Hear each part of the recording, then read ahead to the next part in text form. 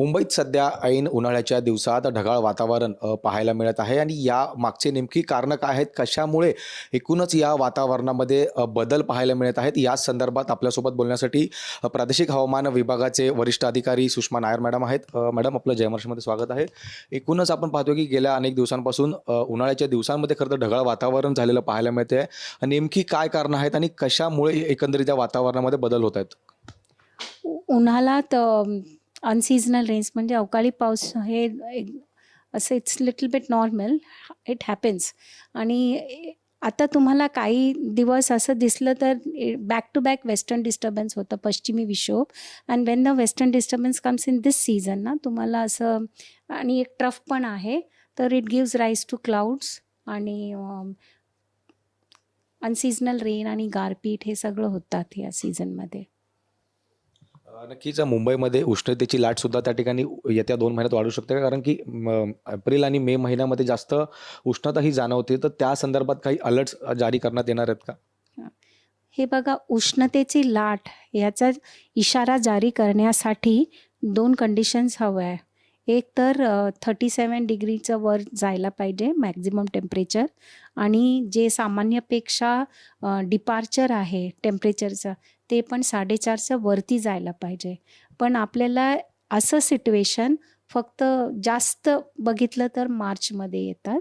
तर मुंबईत जे उष्णतेची लाटाची इशारा आम्ही देतो, फक्त मुंबई नाही, कोकण किनारपट्टीला पण ते जास्त तर मार्चमध्ये असतात आणि maybe in the beginning of April. मेमध्ये उष्णतेची लाटाची शक्यता कोकण किनारपट्टीला कमी आहे, पण इंटिरियर महाराष्ट्र जे समजा मध्य महाराष्ट्र, मराठवाड्यामध्ये त्याची शक्यता जास्त असतात. नक्कीच. मात्र ह्या महिन्यात सुद्धा आता अवकाळी पावसाची शक्यता सुद्धा वर्तवली आहे. त्यामुळे काही काही भागांमध्ये खरं तर पाऊस पडण्याची शक्यता आहे. एकंदरीत कोणकोणत्या विभागात पाऊस पडू शकतो या महिन्यात, तुमचा काय? येणाऱ्या 2-3 दिवसात मध्य महाराष्ट्राच्या अनेक जिल्ह्यात आणि मराठवाड्याच्या काही जिल्ह्यांमध्ये अवकाळी पावसाची शक्यता आहे. कारण हे जे इंटरॅक्शन आहे बिटवीन पश्चिमी विक्षोभ आणि जे ट्रफ आहे, त्यामुळे आम्हाला अवकाळी पाऊस आणि गारपीटचं पण इशारा आम्ही दिलो आहेत.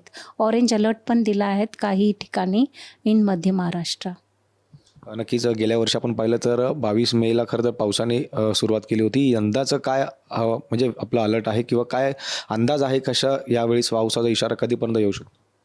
हे बघा, गेल्या वर्षी ना 26 मेला ऑनसेट झालं होतं मान्सूनचा, पण असं नाही आहे. त्या मॉन्सून ऑनसेट करायला देर आर सर्टन कंडिशन्स.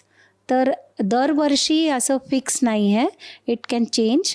आणि मग आमचं जे IMDचं लाँग रेंज फोरकास्ट असतात, लाँग रेंज दीर्घकालीन पूर्वानुमान, ते फर्स्ट स्टेज जे असतात ते आम्ही मॉन्सून सीझन कसं असणार हे आम्ही एप्रिल 16ला रिलीज करणार आहे. तेव्हा आपल्याला एक फेअर अंदाज येणार की आपल्याला normal, above normal, below normal monsoon असेल की नाही. नक्कीच. येत्या या 2 महिन्यात मुंबईकरांना हीट वेव्स या जाणवतील का, काय वाटतं यंदा? ते बघूया आपण, it depends on the local conditions. पण जसं मी तुम्हाला आधी पण सांगितलं आहे की ॲज द आम्ही ना मार्चमध्ये ते क्लायमेटॉलॉजी की जास्त पॉसिबल आहे, एप्रिलमध्ये सुद्धा असतात, पण मेमध्ये तुम्हाला हीट वेव्ज ओव्हर मुंबई हे शक्यता फार कमी आहे. नक्कीच. आणखीन काही जे भाग आहेत त्या ठिकाणी सुद्धा या महिन्यात अवकाळी पावसाची शक्यता वर्तवली आहे. कोणकोणत्या म्हणजे जिल्ह्यांमध्ये किंवा ठिकाणी पाऊस पडू जाऊ शकतो किंवा असं काही असं आहे का तुमच्याकडे अंदाज? सध्या 1-2 दिवसाला आम्ही उत्तर मध्य महाराष्ट्राच्या सगळ्या जिल्ह्यांना म्हणजे पुणे, अहिल्यानगर, धुले, नंदुरबार, जळगाव, नाशिक, आम्ही ह्या ठिकाणीला 2 दिवस गारपीटचा इशारा पण दिला आहे, म्हणून ऑरेंज अलर्ट दिला आहे. तर फार्मर्स मस्ट टेक केअर. खूप धन्यवाद. तर आपण पाहतोय की येत्या 2 दिवसात खरं तर महाराष्ट्राच्या काही भागात अवकाळी पाऊस पडण्याची शक्यता जी आहे ती वर्तवली जाते आणि त्यामुळे ऑरेंज अलर्टसुद्धा त्या ठिकाणी जारी होणार आहे. त्यामुळे शेतकऱ्यांना सुद्धा या ठिकाणी आव्हान किंवा शेतकऱ्यांना सुद्धा त्या ठिकाणी जे आहे ते आव्हान केलं आहे. त्यामुळे 2 दिवस पाऊस पडण्याची शक्यता आहे आणि शेतकऱ्यांना सुद्धा त्या ठिकाणी काही नुकसान होतो का किंवा मग यामुळे काय नेमकं महाराष्ट्रामध्ये परिस्थिती उद्भवते हे सुद्धा पाहणं तितकंच महत्त्वाचं असणार. व्हिडिओने स्वप्नील मोहरेसह मी जय पवार, जय महाराष्ट्र न्यूज, मुंबई.